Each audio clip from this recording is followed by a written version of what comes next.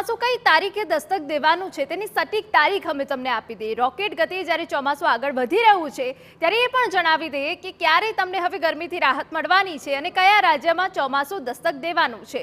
ત્યારે વિગતે વાત કરવાની છે। સૌથી પહેલા વાત કરીએ કે જે રીતે હવે એક પછી એક અમે તમને બતાવીએ કે કેવી રીતે ચોમાસું કઈ તારીખે પહોંચવાનું છે। અંદમાનની વાત કરી લઈએ તો 19 મે એટલે કે ખૂબ જ વહેલું ચોમાસું પહોંચી જવાનું છે। ત્યારે અંદમાનની આ તારીખ સામે આવી છે કે જ્યાં 19 મે ચોમાસાની એન્ટ્રી થવાની છે। ત્યારે વિગતો અમે તમને આપી દઈએ કેરળની કે જ્યાં 30 મેના રોજ ચોમાસાની એન્ટ્રી થવાની છે। આ વિગતવાર અમે તમને રાજ્યની માહિતી આપી રહ્યા છે કે ક્યારે ચોમાસું આવશે। કર્ણાટકની વાત કરીએ તો 31 થી 3 જૂન વચ્ચે પણ ચોમાસાની એન્ટ્રી થવાની છે એ વિગતો અમે તમને આપી દઈએ। સાથે મહારાષ્ટ્રની વાત કરીએ તો 8 થી 11 જૂન કે જ્યાં મહારાષ્ટ્રમાં પણ ચોમાસું વિધિવત રીતે એન્ટ્રી કરવાનું છે। એટલે ખૂબ જ ઝડપથી આ ચોમાસું આગળ વધી રહ્યું છે।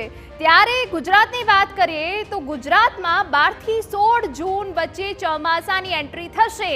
અને જી હા, 12 થી 16 જૂન તારીખ આપવામાં આવી છે। આ સટીક તારીખ છે કે જ્યાં ગુજરાતમાં ચોમાસાની એન્ટ્રી થશે। રાજસ્થાનની વાત કરીએ તો રાજસ્થાનમાં કાળઝાળ ગરમી પડી રહી છે તે વચ્ચે 3 થી 6 જુલાઈ વચ્ચે ચોમાસાની એન્ટ્રી થવાની છે। એટલે કે જૂનમાં પણ ગરમીનો સામનો કરવો પડશે અને તે બાદ હવે જ્યારે ચોમાસું રાજસ્થાનમાં થોડું મોડું પહોંચવાનું છે અને અત્યારે તમામ જે રાજ્ય હતા તે અમે તમને દર્શાવી દીધા કે કેવી રીતે આ ચોમાસું પહોંચશે। પરંતુ ફરી એકવાર અમે તમને દર્શાવી દઈએ કે ક્યારે ચોમાસાની એન્ટ્રી થવાની છે। અંદમાનની વાત કરી દઈએ કે જ્યાં સૌથી વહેલું એટલે કે 19 મે ચોમાસાની એન્ટ્રી થઈ જવાની છે। કેરળમાં 10 મે ચોમાસાની એન્ટ્રી થઈ જવાની છે। આ પહેલા કેરળના વાતાવરણમાં પલટો આવ્યો હતો 30 મે અને એ સિવાય કર્ણાટકની વાત કરી લે તો 31 થી 3 જૂન વચ્ચે કર્ણાટકમાં પણ ચોમાસાની એન્ટ્રી થઈ જશે।